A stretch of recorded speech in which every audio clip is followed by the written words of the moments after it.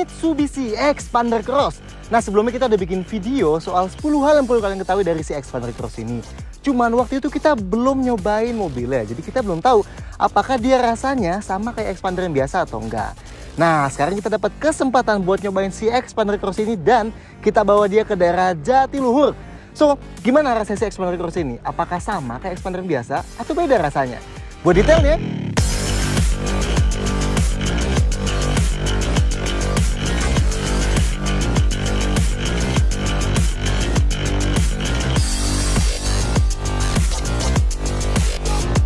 oke, sebelum ngerasain kita rangkum super singkat dulu beda-bedanya Xpander Cross ini sama Xpander yang biasa.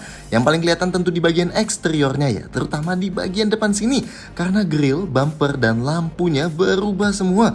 Paling keren sih lampunya ini yang sekarang jadi pakai LED. Jadi kelihatan lebih modern gitu dan malam-malam juga lebih enak melihat cahaya keluar warna putih. Sampingnya juga yang cross dikasih skid plastik hitam dari ujung ke ujung. Dan velgnya lebih besar nih jadi 17 inci. Dan ada roof railnya. Sedangkan belakangnya, bumper bagian bawahnya juga diganti dan dapat skid plastik yang sama. Reflektornya dari horizontal jadi ke vertikal. Dan bagian penyambung lampunya dikasih warna hitam gloss kayak gini. Plus ada defoggernya dan ada antena rear view di Xpander Cross. Dan interiornya paling kelihatan di beda warna ya. Joknya pakai kombinasi warna hitam dan coklat tua. Begitu juga dashboardnya dan sampai ke detail jahitan kulit di setir dan di tuas rem tangan juga jadi warna coklat. Nice. Oh, dan head unitnya ini baru ya.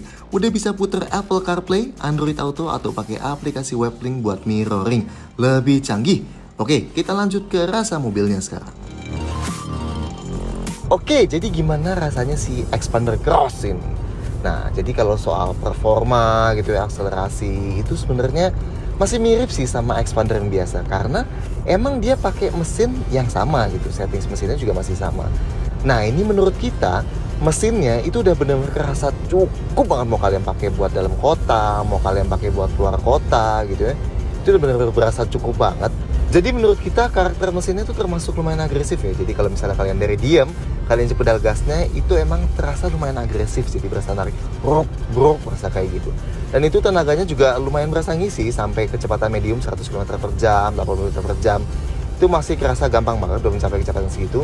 Dan kemarin itu juga nyampe kecepatan maksimal masih bisa nyampe 170-an km per jam lah. Itu di limit ya speednya. Tapi kan emang sebenarnya nggak boleh juga di Indonesia sampai kecepatan segitu. Dan lagian mesti diingat lagi, ini sebuah mobil keluarga, emang bukan mobil yang buat ngebut-ngebut.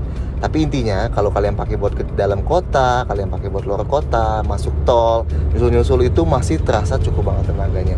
Dan kemarin kita juga sempat isi buat bertujuh, itu buat nanjak sama sekali nggak ada masalah, bener-bener masih kerasa gampang. Cuma kalau kalian pengen lihat rasanya gimana detail-detailnya soal mesin ini, itu kita udah beberin kelebihannya, kekurangannya di review lengkapnya Xpander sebelumnya. Kalian tonton aja, mirip-mirip kok rasanya. Cuman yang beda di sini itu kan di soal kaki-kakinya. Nah, kaki-kakinya ini depan belakang itu dia pakai kombinasi suspensi yang baru. Jadi buat ninggiin ground clearance ya dari tadinya 205 mm ke sekarang 225 mm, itu emang dia ada perubahan di suspensi sama perubahan di velg dan ban yang dipakai.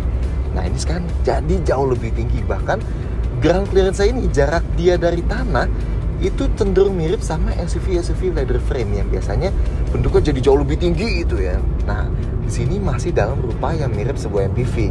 Nah, jadi perubahan suspensinya itu buat naikin ketinggian jarak dari tanah, pertama tentunya Mitsubishi harus bikin shock breaker dan pernya jadi lebih panjang dibanding shock breaker dan per punya Xpander yang biasa.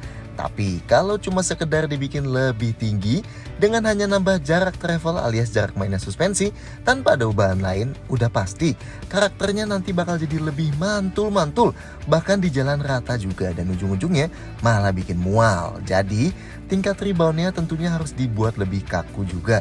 Dan salah satu caranya, Mitsubishi nanemin rebound spring yang adalah sebuah per kecil yang dipasang di dasar road shock breakernya.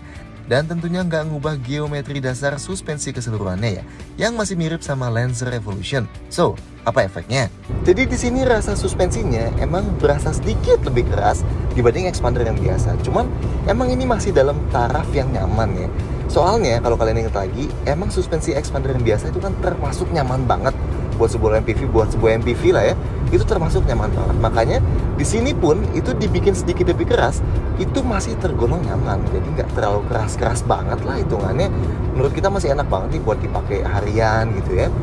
Nah, ini juga karena dibuat lebih keras gini, ini bikin dia jadi nggak terlalu mantul-mantul kalau misalnya kita di kecepatan tinggi banget atau kita isi sama penumpang full. Kayak kemarin kita coba isi sama 7 penumpang, terus kita lewatin jalan nanjak turun gitu ya, gitu kita nggak berasa mantul-mantul doeng kayak gitu.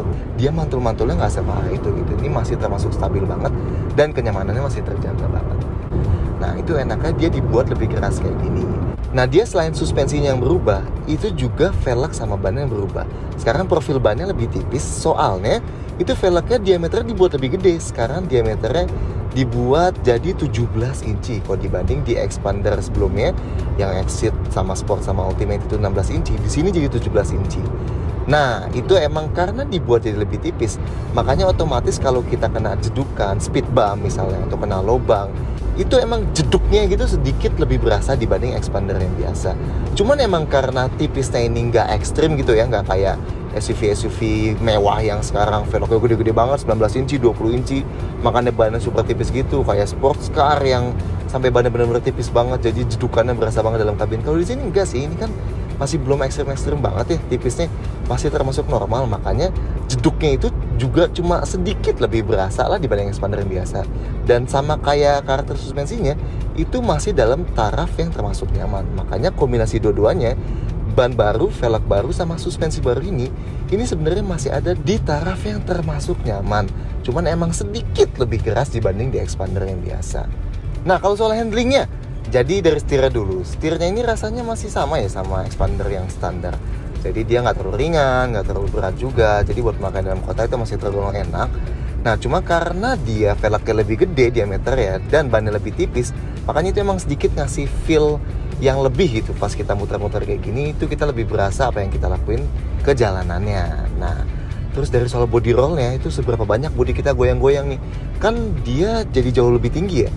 Nah, itu sebenarnya emang lumayan berasa body roll ya. Cuman ini nggak terlalu jauh bedanya sama Expander yang biasa. Dia emang cuma beda dikit aja. Dan ini menurut kita masih dalam taraf yang luar biasa banget buat sebuah mobil yang tinggi kayak gini. Dia meskipun ini tinggi banget, cuman dia goyang-goyang ke kiri kanannya itu nggak terlalu heboh pas kita belok.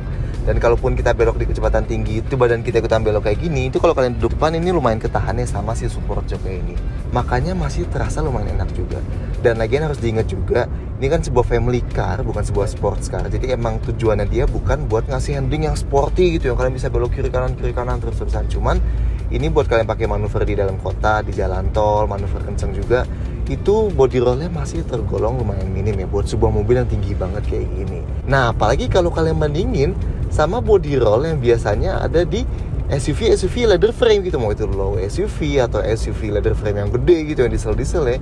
Nah, di sini tuh benar-benar jauh banget berasa lebih baik. Jadi di sini itu feel handlingnya lebih mirip sama MPV monocoque atau sama SUV monocoque lah, dibandingin sama SUV leather frame itu, yang emang jadi dari segi handling dan juga dari segi kenyamanan itu masih berasa much better. Nah, makanya ini yang menurut kita luar biasa sih. Jadi dia bisa ngasih ground clearance, bisa ngasih jarak ke tanah yang tingginya mirip-mirip gitu ya sama SUV leather frame gitu. Cuman dia masih bisa ngasih kenyamanan dan handling yang nggak jauh beda dari MPV 7-seater biasa gitu. Ya emang meskipun dia lebih tinggi, tapi bukan berarti kalian bisa langsung lewatin segala medan, bisa ke hutan gitu ya, bisa lewatin bebatuan yang ekstrim, ya nggak juga lah tuh. Cuman menurut kita dengan dia tambah tinggi ini, itu kita dapat fleksibilitas yang lebih, yang bikin kita jadi berasa lebih aman gitu, berasa lebih tenang kalau kita lewatin jalan yang jelek, jalan yang bergelombang gitu, jalan rusak banget. Nah, itu kita jadi berasa lebih tenang, berasa lebih pede dibanding naik Expander yang standar. Meskipun menurut kita Expander yang standar aja tingginya udah termasuk tinggi, tapi di sini itu kita bakal dapat berasa lebih pede lagi, berasa lebih aman lagi. Nah, cuma meskipun kita dapat fleksibilitas lebih itu kita nggak mengorbankan banyak di segi kenyamanan.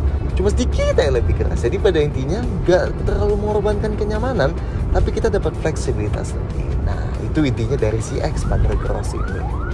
Dan terakhir, silakan nikmatin pemandangan daerah Waduk Jatiluhur yang super keren ini ya.